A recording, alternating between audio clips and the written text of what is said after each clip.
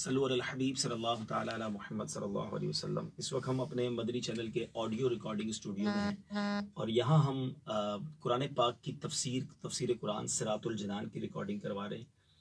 अल्लाह की रहमत से आज सूरह आले इमरान भी कंप्लीट हो गई है। अल्हम्दुलिल्लाह सुम्मा अल्हम्दुलिल्लाह। अब तक हम ऑलमोस्ट 46 सूरा 46 कुरान पाक की सूरा हम विद तर्जमा और तफसीर रिकॉर्ड करवा चुके हैं और मेरे ख्याल से तकरीबन 40 घंटे की ये रिकॉर्डिंग होगी अप्रॉक्सीमेटली।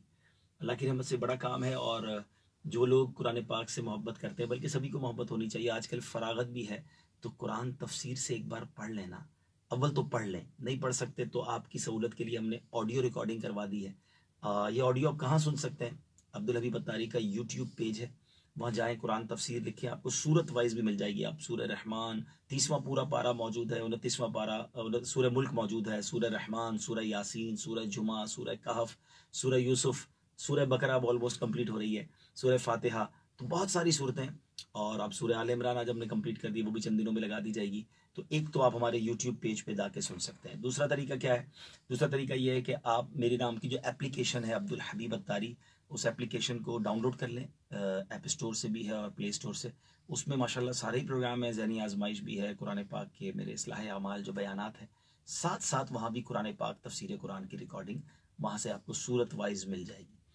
और तीसरा तरीका ये है कि अगर आप रोज़ की 3 आयतें सुनना चाहते हैं, हमने एक और सिस्टम शुरू किया हुआ है, मदनी इनामात भी हमारा, कि कम से कम 3 कुरान पाक की आयत की तिलावत, तर्जमा और तफसीर 5-6 मिनट का एक ऑडियो क्लिप हम रोज़ जारी करते हैं।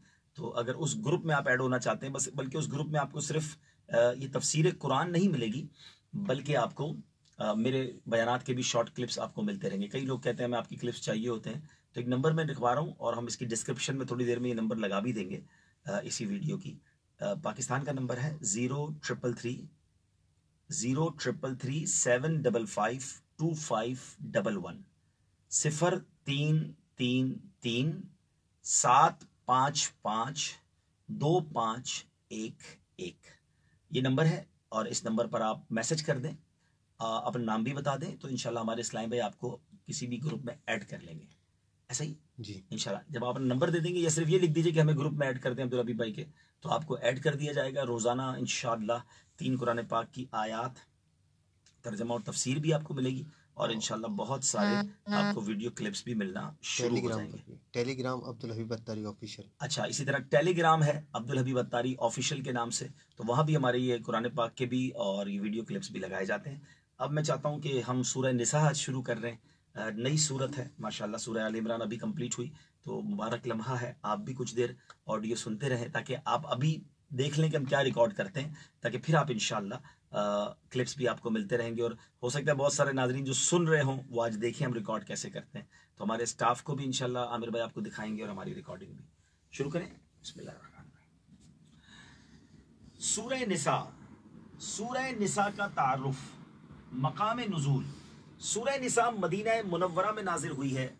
आयात, कलिमात और हुरूफ की तादाद, इसमें 24 रुकू, 176 आयतें, 3045 कलमे और 16030 हुरूफ हैं। निसा नाम रखने की वजह, अरबी में औरतों को निसा कहते हैं और इस सूरत में बकसरत वो अहकाम बयान किए गए हैं जिनका ताल्लुक औरतों के साथ है, इसलिए इसे सूरह निसा कहते हैं।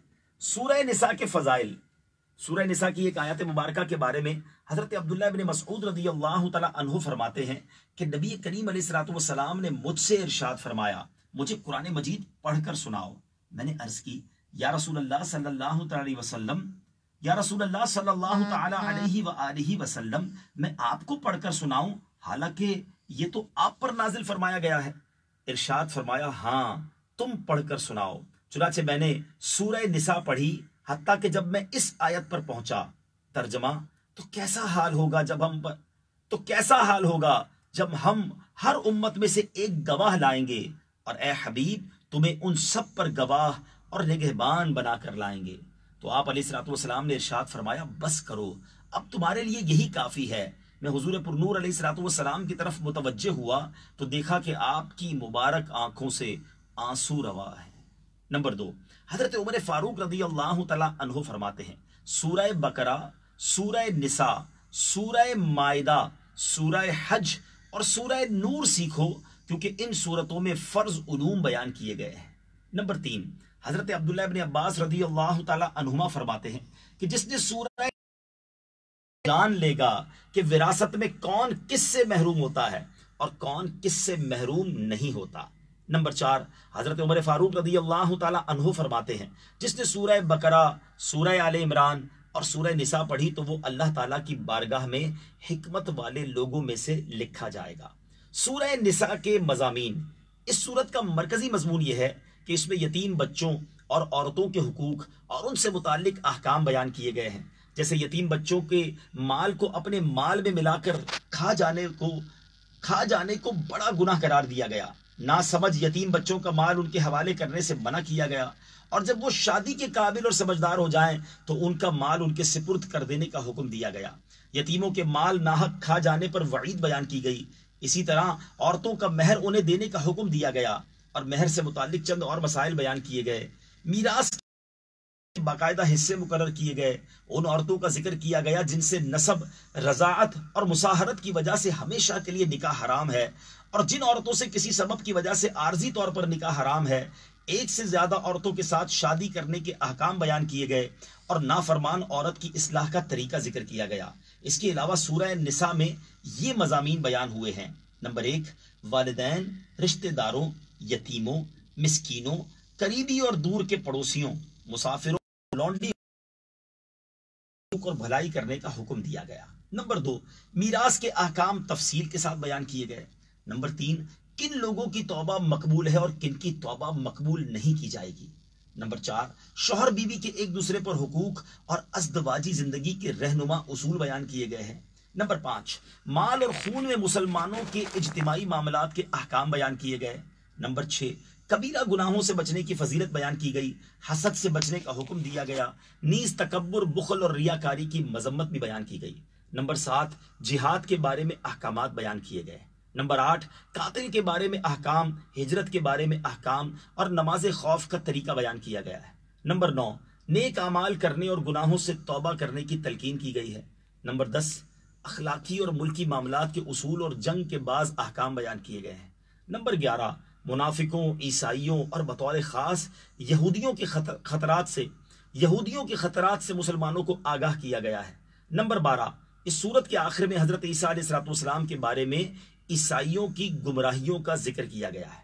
سورہ آل عمران کے ساتھ مناسبت، سورہ نساء کی اپنے سے ماقبل سورت آل عمران کے ساتھ کئی طرح سے مناسبت ہے، جیسے سورہ آل عمران کے آخر میں مسلمانوں کو تقوی اور پرہیزگاری اختیار کرنے کا حکم دیا گیا تھا، اور سورہ نساء کے ابتداء میں تمام لوگوں کو اس چیز کا حکم دیا گیا ہے۔ سورہ آل عمران میں غزوہ احد کا واقعہ تفصیل کے ساتھ بیان کیا گیا تھا، اور اس سورت کی آیت نمبر 88 میں بھی غزوہ احد کا ذکر ہے۔ سورہ آل عمران میں غزوہ احد کے بعد ہونے والے غزوہ حمراء الاسد کا ذکر ہے، اور اس سورت کی آیت نمبر 104 میں بھی اسی غزوے کی طرف اشارہ کیا گیا ہے۔